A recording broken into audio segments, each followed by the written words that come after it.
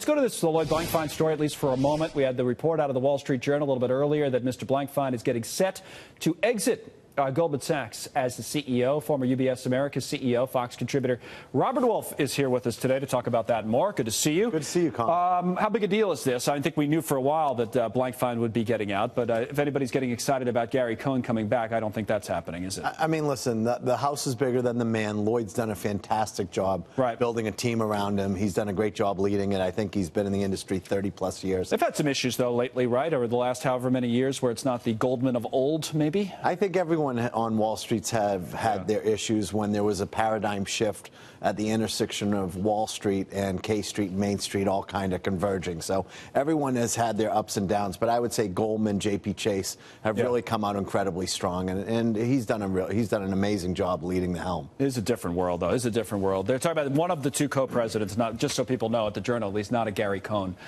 taking over. Maybe it's a different world. That's why you're out of it and like talking politics with us. I've been out for 5 years. I like it on this side. I don't know if you saw it this morning, but I thought it was interesting that Terry McAuliffe, who is the governor of Virginia and longtime name in Democratic circles, a friend of President Clinton back, he had an op-ed in the New York Times in which he talked about the type of Democrat who might run next time around.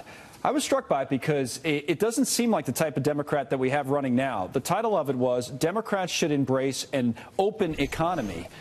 There it is. He's talking about globalists, like Democrats being globalists and proud. I don't see that out there very much, though. What should they do? Well, listen, I think for a Democrat to win in 2020, you have to be a pro-growth, pro-business Democrat. Name one that's going to run for president. Maybe Terry McAuliffe. Listen, I think there's a lot of sharp guys out there. I think Tim Ryan's a smart guy. He could pull it off. You could see Joe Biden, obviously.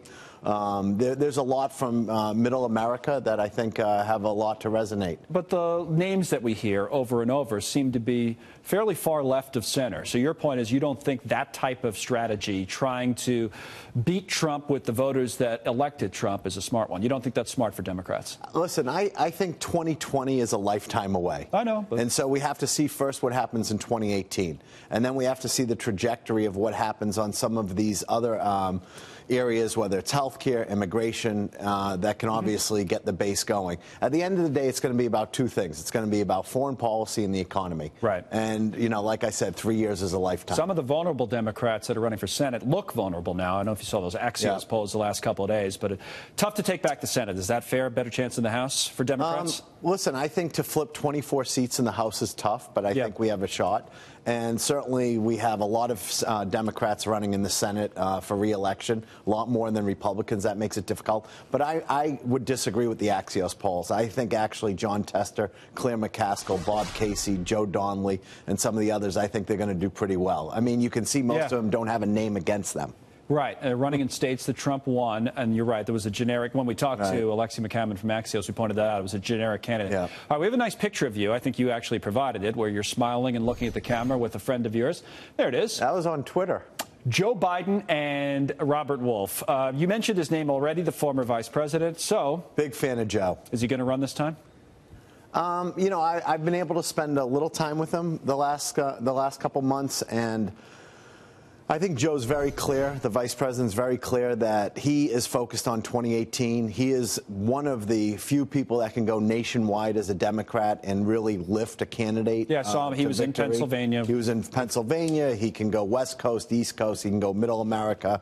He can go Appalachia. He could help Joe Manchin. He could go a lot of different places. So certainly, I'm sure he's thought about it. I know he didn't. He says because of the horrible situation, the tragic death of his son, run the last time around. I saw a story, for example, from I think it was Politico, speculating that maybe he's an older guy, 75 years old already. He nominates a younger presidential running mate very early on to get that point across. I was in that article, so I equally read it too. Good idea.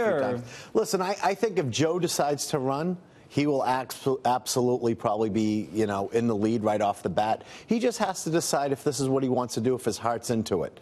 Obviously, he's been through... You don't have a gut feeling? I mean, listen, my gut feel is it feels like it's better than 50%. Okay, that's what I mean, that would be my gut feel. Today, you'd have to say that it's something he probably would have liked to have done in 2016, but if not for Bo. And now he is someone that can certainly bring the party together. You're probably kicking yourself over it, too, because I'm sure you think he could have beat the president if he ran last time. I think absolutely the vice president would have been the next president of the United States. A much better candidate than Hillary Clinton. Well, I think Hillary was a good candidate. But you really are political. No, forget the Wall Street stuff. Listen, I think Hillary was a good candidate. She just happened to wasn't capable of winning. Market looks good today, by the way. We got to amazing, great labor numbers. It was a very, very good report. Participation rate was great. Good to see you, Robert. Thanks.